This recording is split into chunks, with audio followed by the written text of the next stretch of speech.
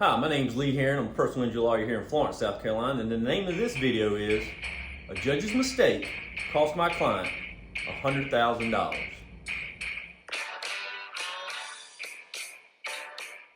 All right, let me tell you a little bit about what happened. And those of you that have seen my other videos, you know what an artist I am, but here's what we got. We got an accident with a drunk driver. Ran into the back of my client who had a couple of kids in the car with her.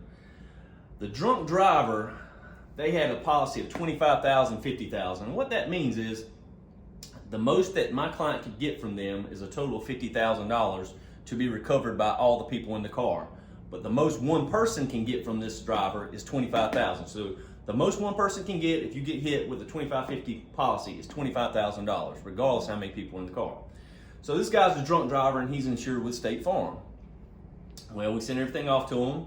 Her medical bills were substantial. State Farm said, okay, we agree to pay you the $25,000 to my client. So that was good. Now remember, keep in mind, this is a drunk driver. Now, my client had this insurance company.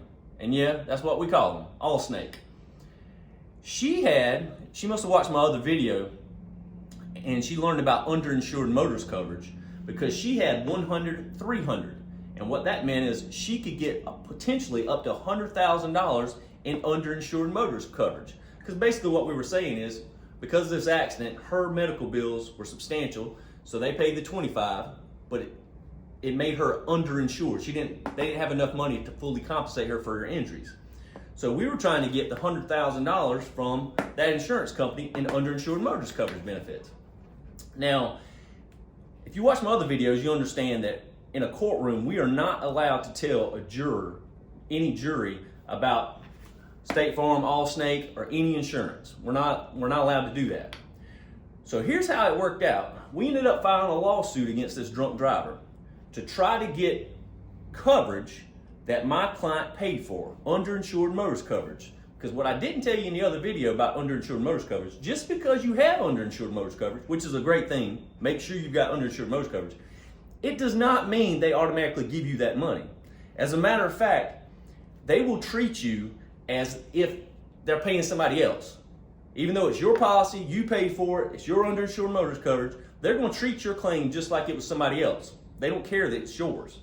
So Allsnake did not agree to pay you the $100,000, which is what I believe the case to be worth.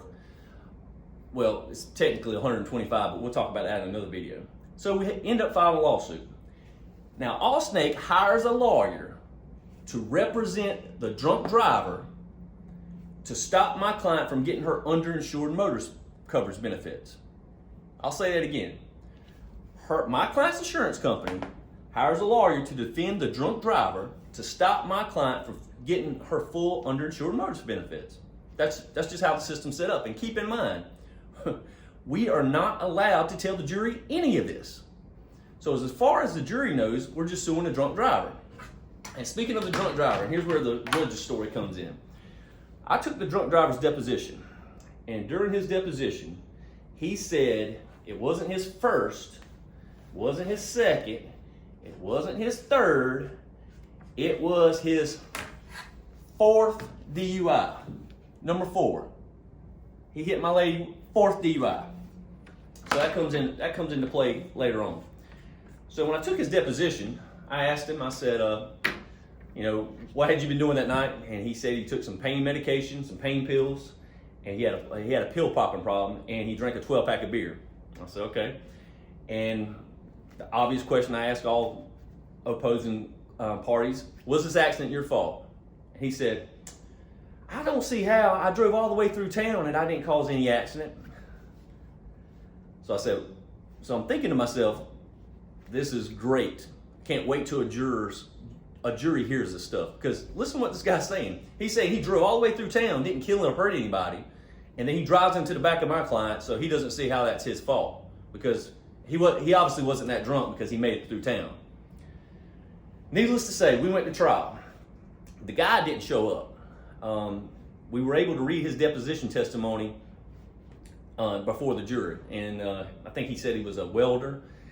And I wanted to read in to the jury, I wanted to let the jury know that this was this guy's 4th DUI. Well, the lawyer for my client's insurance, they objected to that. Obviously, they did not want the jurors to know this was this guy's 4th DUI. And here's why that's important. When it comes to DUIs, punitive damages come into play. And what punitive damages are is to punish the wrongdoer. I sometimes say it's to prevent other people from doing the same thing. So not all cases involve punitive damages. If you just accidentally run through a stoplight and cause an accident, punitive damages wouldn't come into play because that's just an honest mistake. Anybody could do that, and it happens every day. However, if you're drunk as a skunk and you run through that same intersection and you hurt or kill somebody, then punitive damages come into play because the system should punish you for that. So I wanted the jurors to know that it was the guy's 4th DUI. The lawyer for Allstate objected, and the judge went with the other lawyer. The judge said, "No, Mr. Herring, I'm not going to let you tell the juror this was this guy's 4th DUI. You can tell him it was a DUI, he admitted to it, but I'm not going to let you tell him it was his 4th DUI." So obviously I disagreed with that considerably, but when it comes to a courtroom, the judge is the judge of the law, and that was his ruling. So the jurors go back there and they deliberate, and they come back and they give my client, they awarded her medical bills, pain and suffering, and they awarded for punitive damages, because I was asking for punitive damage, they gave my client $30,000. That's what they awarded for punitive damage. Now, this was in addition to what they compensated her for her medical bills and pain and suffering. I forgot exactly what it was, but it was a good amount. But it didn't add up to the 100, which is what I needed it to go to.